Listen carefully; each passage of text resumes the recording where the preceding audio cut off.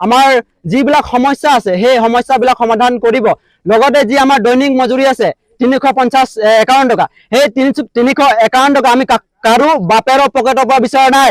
আমাৰ যি সংবিধানৰ অধিকাৰ আছে, আমাৰ যি প্ৰাপ্য আছে, যি মজুৰি, আমাৰ যি মৰ্যাদা আছে, আমি সেই তাৰ পৰা বিচাৰিছো। গতিকে চৰকাৰে হওক বা যি মালিক পক্ষ হওক, আমাৰ সমস্যাবিলাকৰ প্ৰতি এক গভীৰতাভাৱে লৈ আমাৰ সকলোবোৰ সমস্যা সমাধান কৰিব বুলি আমি আশা ৰাখিছো। লগতে আমাৰ যি বিশেষ আজি আমি জাগা জাগাই দেখিবলৈ পাইছো যে আমাৰ এই কি কয় মাটি, আমাৰ শ্ৰমিক ৰাইজৰ মাটি বিভিন্ন জায়গাত উচ্ছেদত পৰিণত হৈছে।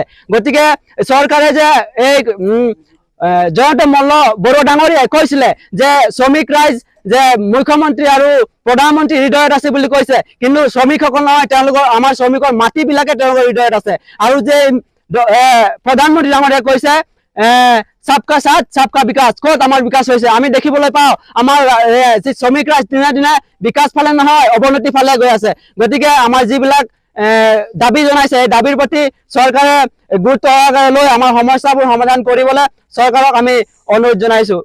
হয় ছাৰ, আজি আমাৰ অসম চাহ মজদুৰ সংঘ কেন্দ্ৰীয় সংঘৰ নিৰ্দেশ মৰ্মে আমাৰ পূৰ্বৰ 11 দফীয়া দাবী অসম চাহ মজদুৰ চুঙি বাগিচা প্ৰাথমিক সংঘই সকলো ৰাইজৰ সহায় সহযোগিতা আমি আয়োজন কৰিছোঁ। গতিকে এই সভাত আমাৰ মূল এটাই দাবী যে 351 টকা আমাৰ দাবী আমাৰ শ্ৰমিকৰ মজুৰি বৃদ্ধি হ'ব লাগিব। আমাৰ মাটি পত্ৰ তেখেতসকলে প্ৰতিশ্ৰুতি দিছিলে, সেই মাটি পত্ৰ আমি পাব লাগিব। আমাৰ 6 জাতীয় জনজাতিকৰণ যিটো আছে আমি 6 জনগোষ্ঠী জনজাতিকৰণ পাব লাগিব।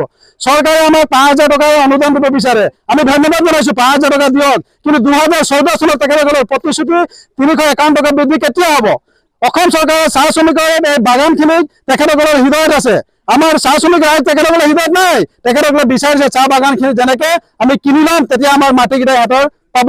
তেখেতসকলে কৈছে যে বিকাশ বুলি কৈছে, বিকাশ নাই। এই চাহ বাগানৰ মানুহখিনিৰ অৱস্থা বিনাশ হৈছে, দিনক দিনে বিনাশ হৈছে। গতিকে ব্ৰিটিছটো গ'ল, কিন্তু ব্ৰিটিছৰ ধং আজি বাগানবিলাকত চলি আছে।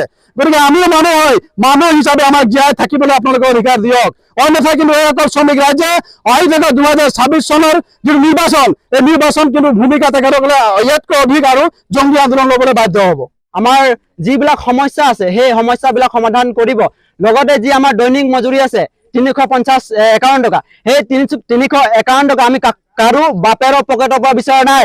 আমাৰ যি সংবিধানৰ অধিকাৰ আছে, আমাৰ যি প্ৰাপ্য আছে, যি মজুৰি, আমাৰ যি মৰ্যাদা আছে, আমি সেই তাৰ পৰা বিচাৰিছো। গতিকে চৰকাৰে হওক বা যি মালিক পক্ষ হওক, আমাৰ সমস্যাবিলাকৰ প্ৰতি এক গভীৰতাভাৱে লৈ আমাৰ সকলোবোৰ সমস্যা সমাধান কৰিব বুলি আমি আশা ৰাখিছো। লগতে আমাৰ যি বিশেষ আজি আমি জাগা জাগাই দেখিবলৈ পাইছো যে আমাৰ এই কি কয় মাটি, আমাৰ শ্ৰমিক ৰাইজৰ মাটি বিভিন্ন জায়গাত উচ্ছেদত পৰিণত হৈছে।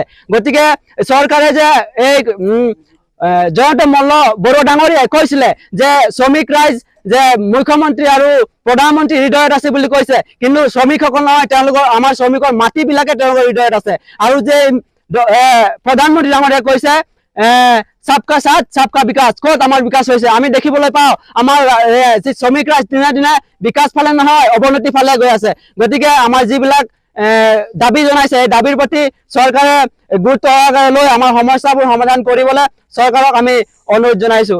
হয় ছাৰ, আজি আমাৰ অসম চাহ মজদুৰ সংঘ কেন্দ্ৰীয় সংঘৰ নিৰ্দেশ মৰ্মে আমাৰ পূৰ্বৰ 11 দফীয়া দাবী অসম চাহ মজদুৰ চুঙি বাগিচা প্ৰাথমিক সংঘই সকলো ৰাইজৰ সহায় সহযোগিতা আমি আয়োজন কৰিছোঁ। গতিকে এই সভাত আমাৰ মূল এটাই দাবী যে 351 টকা আমাৰ দাবী আমাৰ শ্ৰমিকৰ মজুৰি বৃদ্ধি হ'ব লাগিব। আমাৰ মাটি পত্ৰ তেখেতসকলে প্ৰতিশ্ৰুতি দিছিলে, সেই মাটি পত্ৰ আমি পাব লাগিব।